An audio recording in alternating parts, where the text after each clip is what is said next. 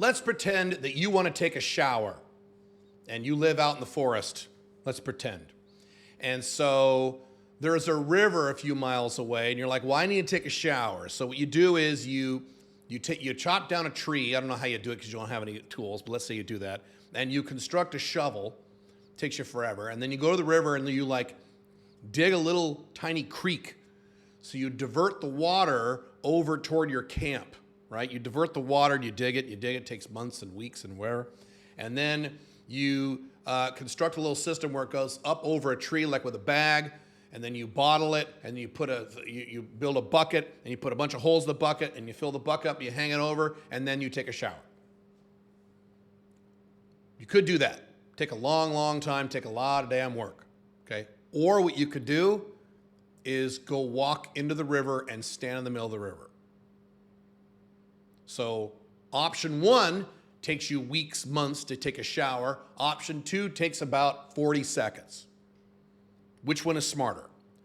Duh. So now, here's how it relates to people when they start their own business, especially newbies who don't know what they're doing and they want to start their own business and quit their 9-to-5 job and get location independent and live a more free life. Awesome. Here's what they do. And I've been working with business owners for almost 30 years, 29 years now. And I've seen this over and over and over again for decades on end. Here's what most people do when they start their own business. They say, I like this, so I'm going to sell this. Or, I'm good at this, so I'm going to sell that. I'm good at computers, so I'm going to sell computer services. I'm a bookkeeper, so I'm going to sell bookkeeping. I'm an accountant, so I'm going to sell accounting. I'm a court stenographer, so I'm going to sell court stenography services. I have this background, so I'm going to sell this. Or, I lost 40 pounds, and I like fitness, so I'm going to do a fitness business. So what they do is they look inside themselves, inside their lives, inside their little brains, and they say, what am I good at? Or what do I like? Or maybe a combination of those two. And they're like, I'm going to sell that.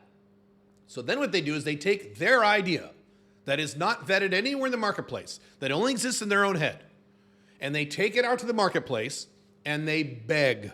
They're beggars. Please buy this. Please buy this. Don't you want this? And people go, no, I don't. Okay, how about you? Do you want this? Please buy this. I don't want that. No, thanks. Oh, damn. Okay, how about you? Will you buy this? And they beg, and they beg, and they beg, and they try to sell people. That's where sales comes from. That's the concept of selling. Selling means, or originally meant, trying to get someone to buy something they didn't really want or didn't think they want when you first started talking to them. This is the old, like, 1940s, 1950s style of selling.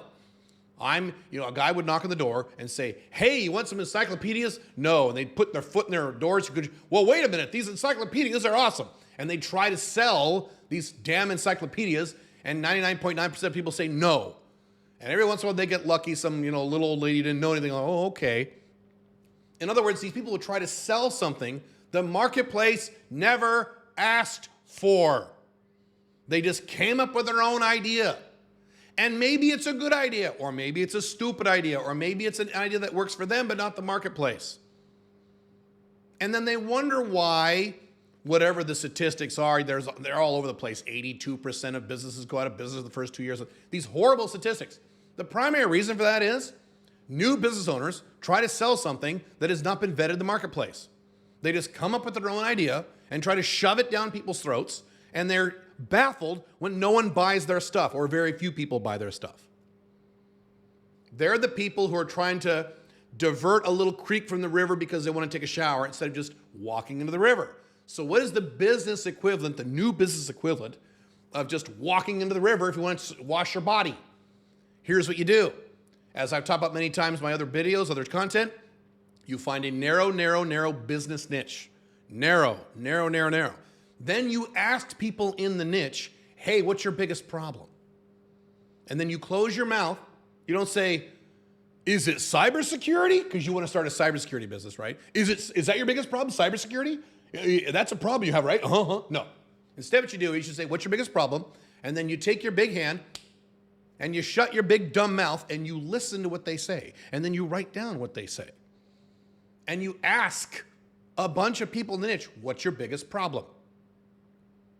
And you uncover, you don't tell them, you don't determine this, you uncover, you discover from them what their biggest problem is.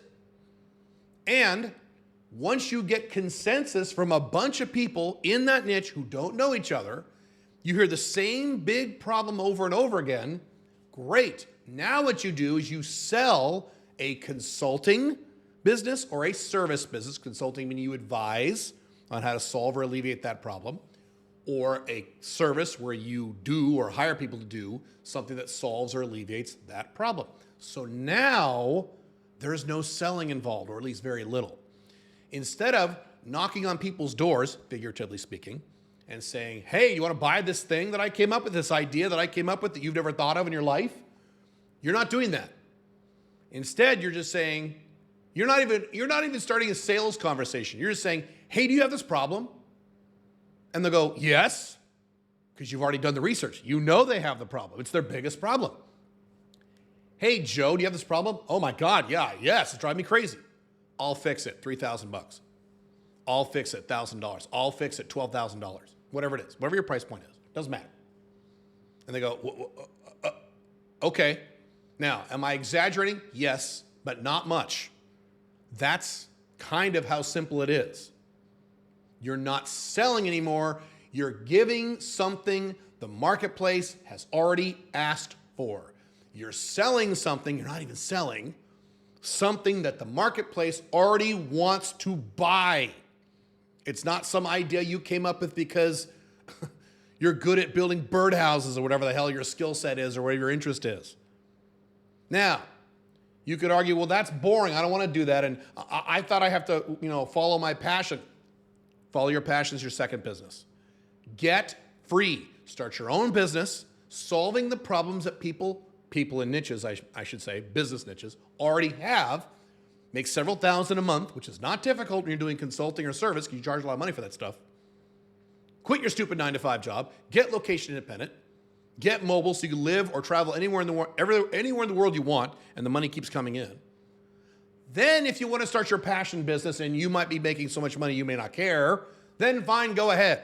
Start your passion business or your interest business from a position of authority. I've said many times, if I didn't care about money and I didn't care about income and I just wanted to follow my passion, all I would do is sit at this computer and write fantasy fiction novels all day long.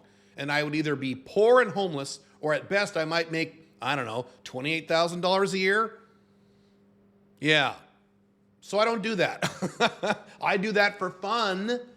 And I have companies, and I've always done this, not always, but last several years I've done this at least. Maybe when I was young, I didn't do anything correctly when I was young. But later in my life, all I have done is start companies from niches of problems, solving problems or alleviating problems that people already told me they had. Not me coming up with an idea and throwing it at them and being confused when they don't buy. Do you see the difference?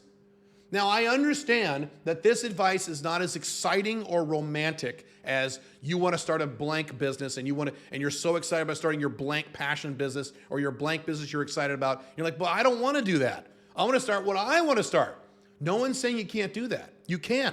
Do that as your second business. Once you're making $7,000 a month, $8,000 a month, $13,000 a month or more if you want to work harder, depends on how hard you want to work, location independent, so it doesn't matter where you are, by then, great. Start any business you want, and now it doesn't matter how much money you make. Have it be like a fun money hobby. I've done stuff like this in the past. Little money hobby type things that make a little money, but they're just things I'm doing for fun. It's not something I'm trying to do to set me free and, live a free life. If you want to make money, and you want to make money quickly, which is the goal here, you want to sell something to the marketplace that it has already told you it wants. And if you don't know what it wants, you ask it, and people will tell you. I don't know if you've noticed, people love to talk about their problems. So you just ask, and don't worry, they'll tell you, and they're telling you how to build a 6-figure or even 7-figure, if you want to work that hard, business where you're making money very quickly. That's how it's done. If you want to work with me on how to get that done, you can click the link below wherever you see it on this video.